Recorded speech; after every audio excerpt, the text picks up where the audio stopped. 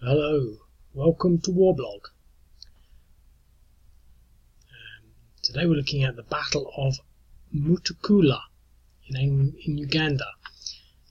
It's worth bearing in mind that this and this sort of go together. They're pretty much the same thing. So, I mean, I could do this one first, but I will do it later just so we've got a video on it.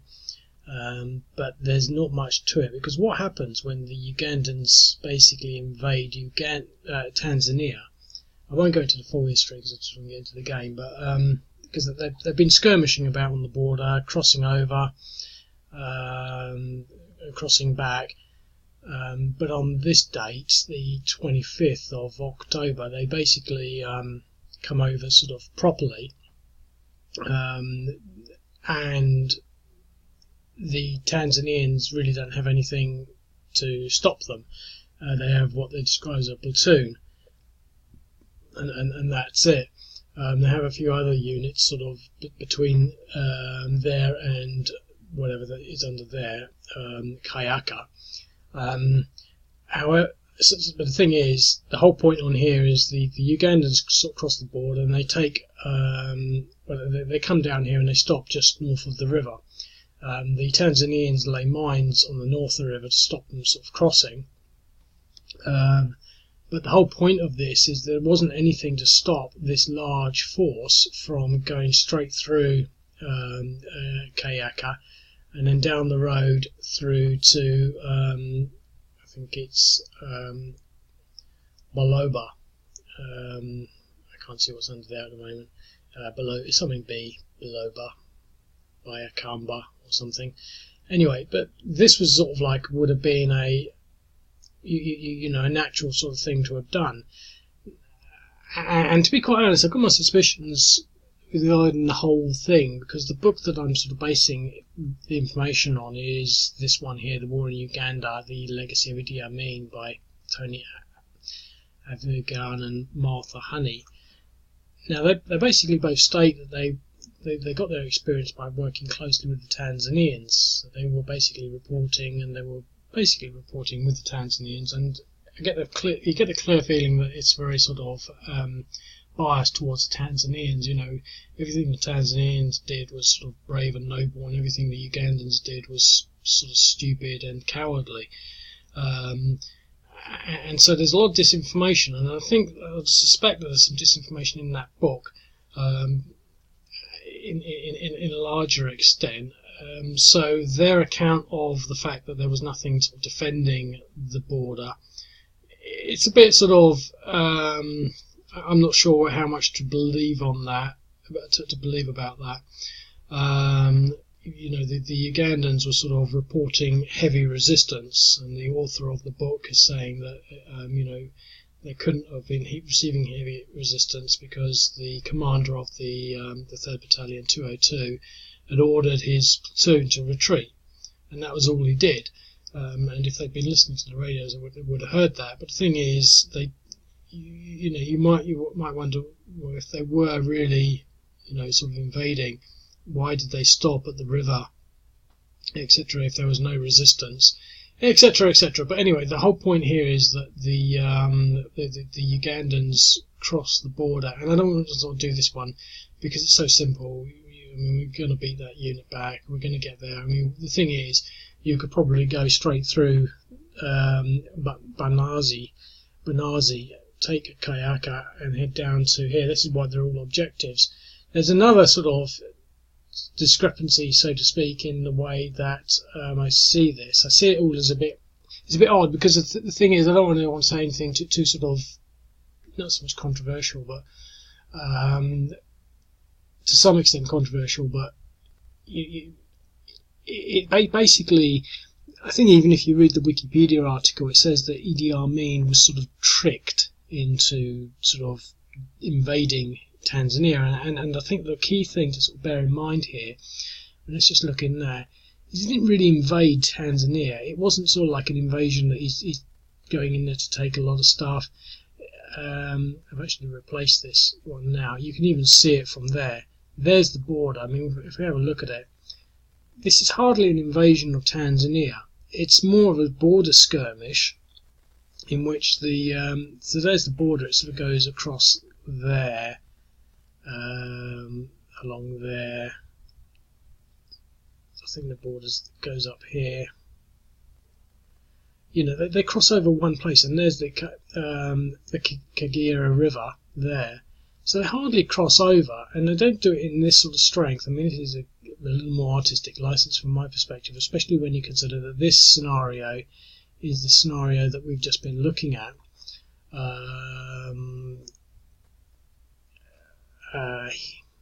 Here. Well, this is before it, but in particular, so what you can see is that they basically take this salient. Now, the reason I wanted to do that thing is because there's another question. Why didn't they come down here? If they wanted to take Katuma and whatever this place is, let's just maybe open up another tab here and get that all in play. There it is there. Bukoba. If they really wanted to take that, they could have sort of come across the border here, because although the border here is shown going along the river, it doesn't actually. When you look at it closely, the river is on the Ugandan side of the border. So what I'm suspecting to some extent is a lot of this is marsh, because when you look at it, it looks very marshy. But there's lots of villages here, so presumably it's okay, but maybe it's just not great. And and it all supports this sort of notion that the Ugandan forces were just engaged in a border skirmish. With a lot of rhetoric. I mean, the book sort of states that there was lots of sort of attacks on both sides. Both sides were shelling each other. So there's artillery going on for a couple of months. Border skirmishes possibly on both sides. So what I'm sort of getting to here is that the Ugandans are sort of cross the border, and then let's just open up the other tab, the one we're going to look at now. This is the sort of situation after they've taken the border. But as you can see, the Ugandans only had one little unit described as sort of like about 40 troops and 2 tanks. I've put in a motorised company there. Assuming they've got some sort of tank support, which all counts everything out. But the Ugandans weren't in Tanzania apart from this. It was more a sort of, it really, you get a real sense that it's a just that sort of skirmish level activity. Although they've got all their army out there, I'm not saying, that's why I don't want to say too much in that sense, because I'm just sort of guessing here. That's sort of not why I'm saying it's controversial. I mean, basically, I think that book is a little biased, and that's lending things a little, and there's not a lot of information elsewhere. But in this situation, essentially, what actually happened was the Ugandans, as you can see here, they've come down this road, they capture all this, and obviously they've gone back here. They might not even have that many units, but it's all sort of relative.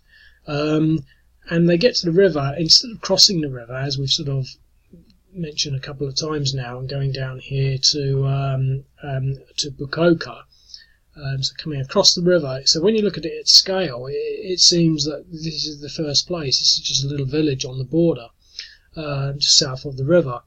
I think there's some rhetoric that they want to sort of repatriate this salient with Uganda.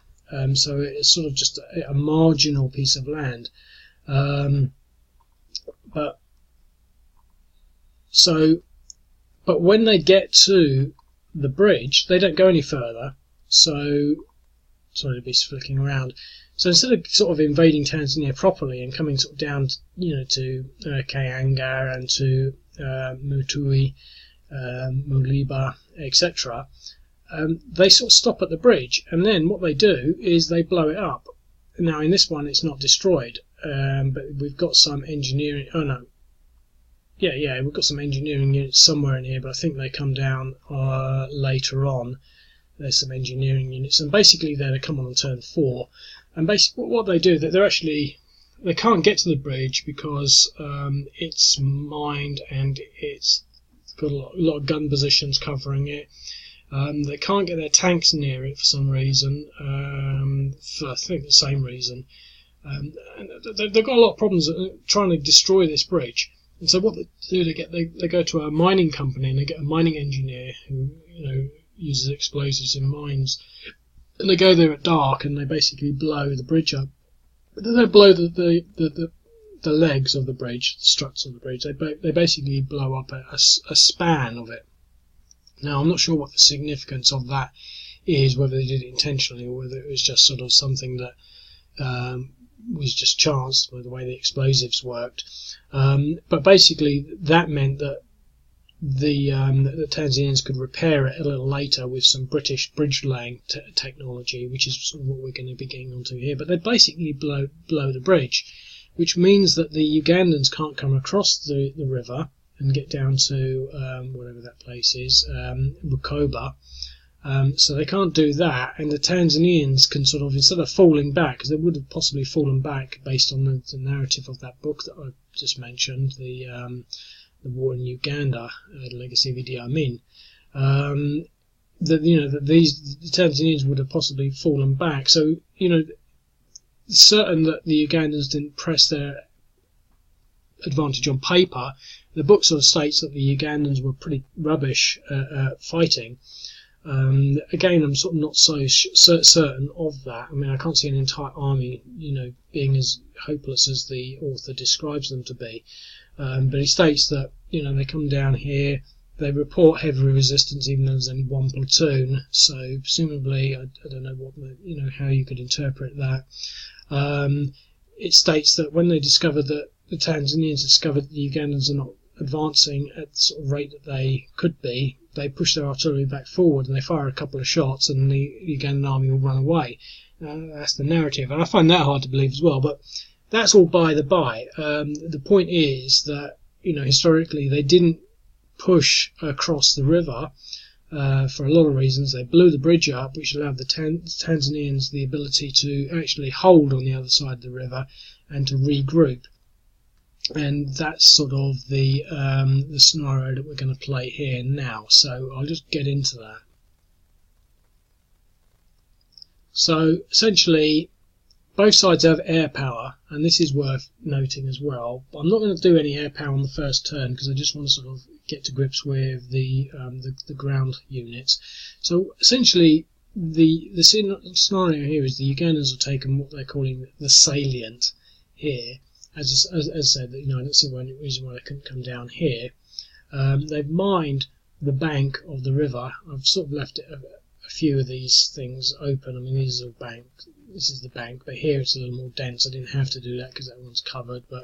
So you could sort of drive all the way up here and make a river crossing, but it's one of these things that when they say they mined it, I mean, really, how extensive was it? I mean, to move your troops all the way along here, just to evade the minefield is something else, really. But in here they've got three lots of infantry and some artillery, but obviously the artillery it has 9 range. 1, 2, 3, 4, 5, 6, 7, 8, 9. He still can't reach. 1, 2, 3, 4, 5, 6, 7, 8, 9. Can't reach that either. It's not really designed to reach that. But here are the engineering units. So now the thing to bear in mind here is that the time scales. Let's just maybe look back at this time scale. It says 19th of November, 21st of January.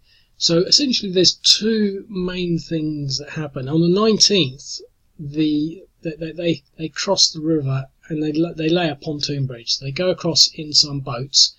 They get across, and I think whatever way you look at it, this looks like a likely hex because you can get there along the road. It's not too far from the town, and you can just make the crossing. I mean, you wouldn't want to cross there because you'd have to go through 2 minefields. You wouldn't want to cross there because you have to go into the bush and then go over there. Here's a bit far. It all sort of adds up to about this one here, but you could go the other way. I mean, you could come here and go across there. But the point is they go across in little boats, and with their engineering unit they lay in some pontoons, and the pontoons are good enough for trucks, infantry and artillery, but not tanks. We can't enforce that in this game, but you could role play it. And then I can't remember how. I think it's about 3 or 4 days later they actually use some British bridge laying systems. I think more like the ones the sort of tank laying bridge pieces that you see. They use some of that, and in particular they basically replace the missing span with that. And then from there they start to sort of move over. Then they spend a bit of time, maybe a few days. I don't know. Maybe you don't have the book, but a few days sort of clearing mines, and they basically make some tentative movements across. They discover lots of dead bodies. They discover lots of refugees. Discover 120 dead Ugandan soldiers who they claim were in an area that there wasn't any conflict, and they say that they were killed in Uganda and then dumped in Tanzania, and states that the mystery behind that has not been solved. Again, it's the Tanzanian sort of biased book, so it could be that they were killed by the Tanzanians and dumped there, or they could have been killed by Idi Amin and dumped there. Maybe not personally, but they could have been part of a larger plot. It's all very sort of unknown. Maybe there are people out there that know, and there are books out there that published it, but it's certainly not covered in Wikipedia, and it's not covered in that book. And it's just, again, it's not a very widely known conflict, in its minute detail as to exactly what happened. I mean, I think the general concept is Uganda invaded Tanzania, and I'm already sort of putting some doubt exactly on that, because it sounds as though they invaded it like Germans invaded Poland. They invaded Poland properly. The Germans just didn't cross the border, take a little village, and then just sort of retreat back over to Germany, and then sort of have Poland say, well, this is obviously the start of the Second World War. They drove all the way through to Poland with intent. I don't think Uganda had the intent to do anything of, nation capturing. But, I've sort of said that a few times now, but so they come across the river, and then basically between, we're actually on that one, aren't we? Between the 19th of November and the 21st of January, they start building up their troops. There's some skirmishes, minor skirmishes. It says that the Ugandans lost some APCs and some troops. And then on the 21st of January, they basically attack. Now, it does detail the story. It says one unit basically draws up the road, and basically the Ugandans fall for this trick, and they focus all their fire on this little unit. And whilst they're doing that, they let's just get the mapping tool out, just so we can use blue. So they have one unit comes up the road like that, and then whilst the Ugandans are sort of facing that, they outflank them like this. Now, I don't know how they do it, whether it's a lot closer or a lot further. I don't know. I mean, it basically states that they drive straight up the road, but it's really just a ploy. And then once they attack from the flanks, all the Ugandan troops run away. And the only caveat on top of all that is once the Ugandans flee, then the Tanzanians, who I haven't got the book here actually, it's in the other room, but it says that the Tanzanians were, when they crossed the river, they were shocked, it says shocked and upset, I think, to see all the dead bodies hanging from trees and all the damage and the looting that the Ugandans had done. And so what they did when they got into Mutukula is they basically raze it. They kill anyone there. They destroy everything. They're taking bulldozers and they literally destroy the entire place by knocking everything down and just razing it to the ground until it's just simply not there, in sort of revenge for the Ugandan invasion into Tanzania, etc., etc. So it doesn't sort of deny possibly, the sort of the equal. I don't know, maybe it's not the right way to say it. I think it comes to the top of my tongue. The equal lack of ethics by the Tanzanians, making them as bad as each other. But so that's basically what happens. And the thing is, similarly to the Kayaka one, you know, it's definitely not a balanced game in the sense that you're just going to run these things over. You can't role play. This is the thing in these sorts of games. You can't role play a sudden sort of like some bizarre decision not to cross the river and not to come down here and not to use everything to its best. You know, that's the thing with war games in a lot of senses. You know, you couldn't do this. And similarly here, you know, it's quite a balanced game, so you could probably have a sort of a fairly intense go at this. But the reality of it is that they all ran away. And basically this is the prelude to the Tanzanian invasion of Uganda. Now obviously they go a lot further, and we've got the Mutukula battle, which is sort of set in this period here. And I'm pretty sure there must be a lot of others, and hopefully I'm going to sort of try and, you know, figure out where the main battles took place, because there must have been quite a few, etc., etc. I'm not going to do it with any urgency, but this is the prelude to this, you know, the actual crossing by all these Tanzanian troops into Uganda and essentially up to Kuala Lumpur and the overthrow of Idi Amin. So now to start off with, I think obviously, oops, thing to do would be to turn the drawing tool off.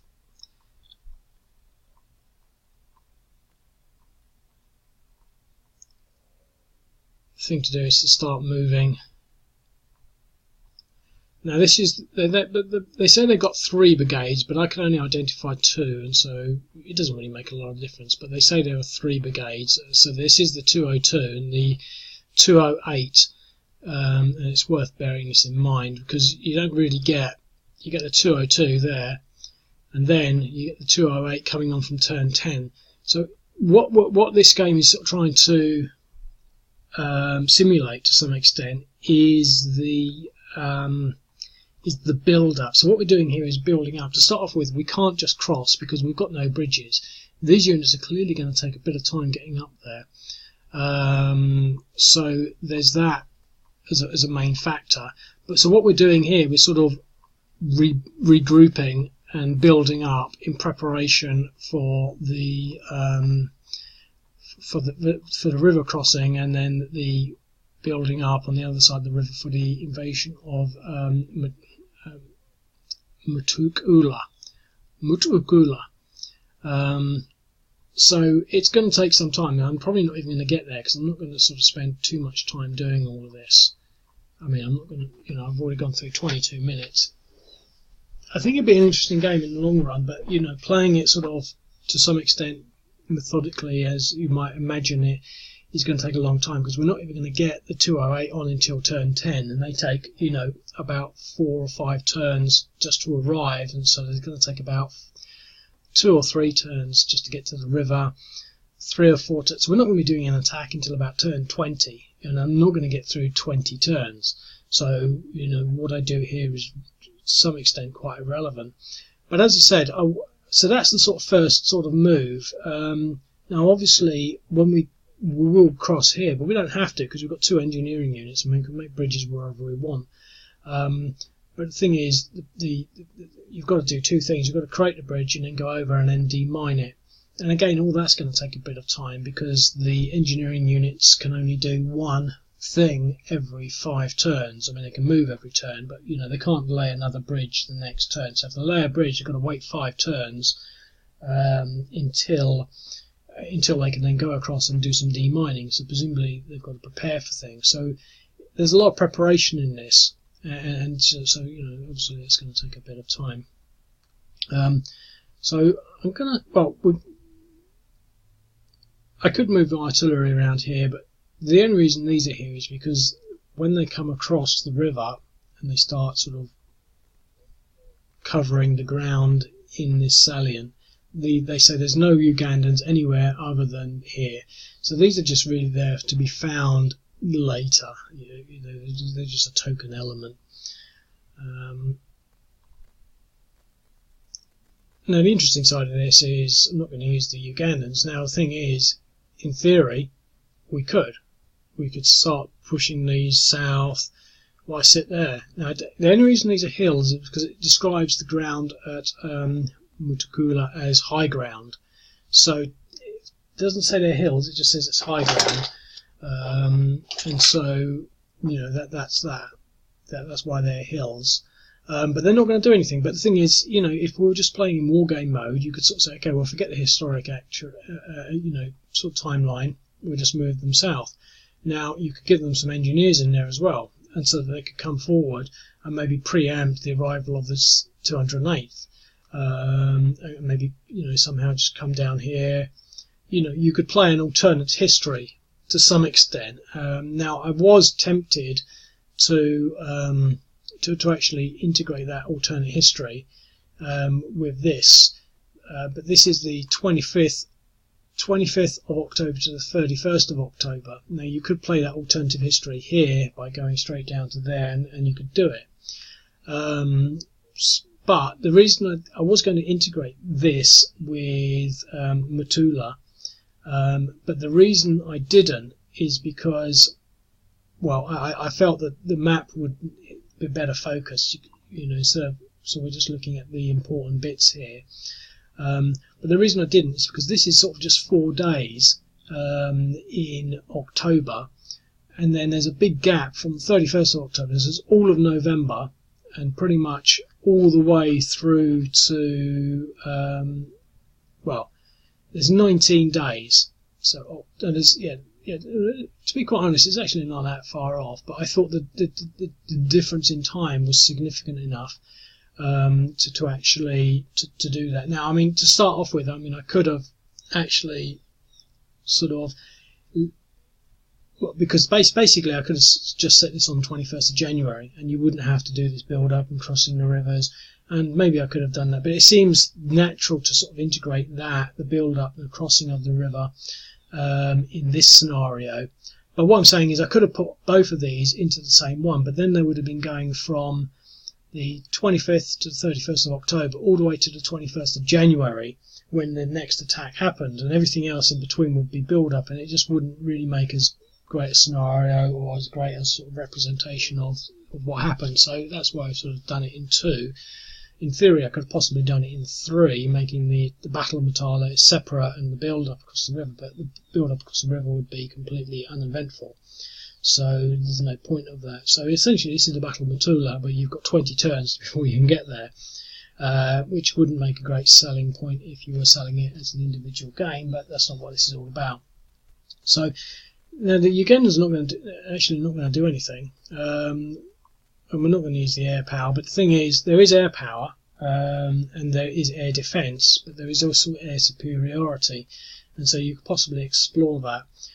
It does state in the in the book that the Ugandans were targeting Bukoba, and the Tanzanians had some very new Stinger missiles that they'd got, and they were able to bring down some MiG aircraft, and I think the Ugandans stopped bothering to fly their aircraft, or at least they were flying very high and very short and just dropping loads and essentially hitting forests and not targets.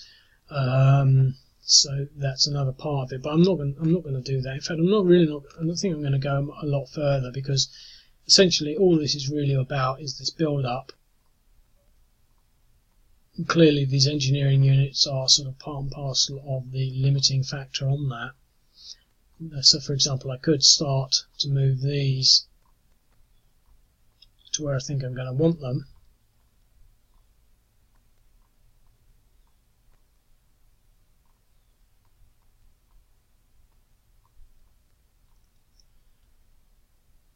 But I don't want too much in there, because I want to get my engineers in there. So I mean, I can maybe just do it like that, because I'll be able to get some engineers in there afterwards. 1, 2, 2, 1, 2 turns, 3, 4, 1, 2, 3. Might as well go across country. We might as well go 1, 2, 3. That would be quicker.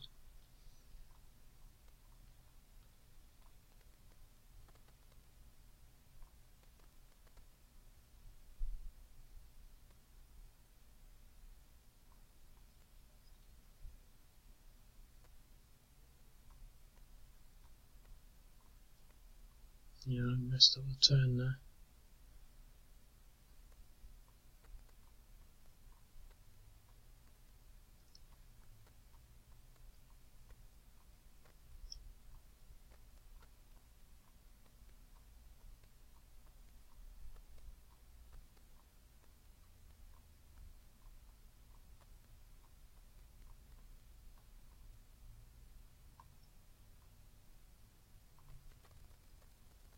That's interesting.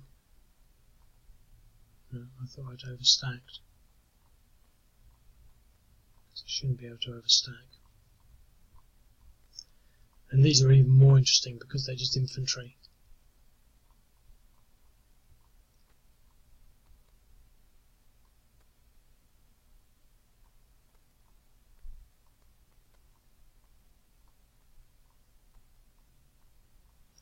So I think you sort of get the idea. So obviously the opportunity here to sort of build up has given them quite a sizable force now, at least in defence, if the Ugandans had chosen to come across the river or still did have the bridge. So the next step is to get these engineers over to create that, and then to sort of build up and move over to this. I'm not going to go any further than that because it would just be tedious really as a video, but hopefully that should give you an idea, and more in particular maybe an idea of how these scenarios all sort of link into each other. The only one, this is the overall war, which we've got it open over here. I quite like this map actually. I've adjusted it from how it was originally, where they were much further down here, because it did say, the Uganda. When you read the Wikipedia, it does give you the idea that they went a lot further, when in fact they only went that far, and probably not even that. As I've explained, they probably didn't have a huge stack there, when all they had was a presence in Mutukula, which is there, and one unit on the Ugandans, on the Tanzanian side. So even this is probably unhistoric, but I don't want to change everything too much at the moment. But it's a big change from when I had a big line across there, which is where they were. That's why they're here, and they were there and a few units here. But the point I'm trying to get to with just showing this again is it's a fantastic map. It's like I think it's my equivalent of an Eastern Front, D-Day, Operation Barbarossa, World War II mega game. And obviously, I'm not saying it's big with a number of counters, but the point I'm making is that once you've gone from turn one, things just don't follow historically. For example, you couldn't reflect the activity around Mutukula, which we've done with the small game, and in particular the Lukaya one, which happens here, which we've got here, which is basically when the Cubans provide some assistance to push them back to Masaka down there. So, but what I'm saying is, if you were to play the mega game, you probably wouldn't get that Lukaya scenario. You wouldn't get any, and you'd probably have. I'm not saying that it's wrong, but whenever you play anything, from the moment you start doing it differently. There are very few games where you can actually sort of confine it, and you can only really do that on a battle because you've got the opposing sides as they were. They've got the confinement of the geography. They're not going to sort of go elsewhere. We're not going to have sort of like a massive build-up instead of at Lukaya outside Kazo over here, etc., etc. So it's fine as an overview, but as soon as you get past turn 2 or 3, it's not going to go historically, and so this is where these scenarios come in as their own guidelines and work in that capacity. But anyway, I'll leave it at that. I hope you find that interesting. It's an interesting scenario from the perspective of sort of building up and preparing for things, and also for observing the historic what do you call it, sort of coibles, the historic irregularities that don't make a lot of sense, in the sense that we've got a huge block of units here and they're not attacking. And as I said a few times now, we've got a massive block that comes down here and doesn't cross the river, even though there's only no, this is the same one. This is the one I'm looking for, Kagera. They've got a massive block of units here. There's two weak companies between them. They don't have any engineering units, etc., etc. So I'll leave it at that. If you want to play any of these games, just sign up. And remember, when you do sign up, you can play solo. You can play other people remotely. Clicking that button, and the other person has to be signed up, but you can play online. You can do a print and play. Just do that, and it allows you to print this game out, and you can print and play it. And also, when you are a member, you don't get adverts. You'll see there's no adverts here. If I look at the game that I recently did,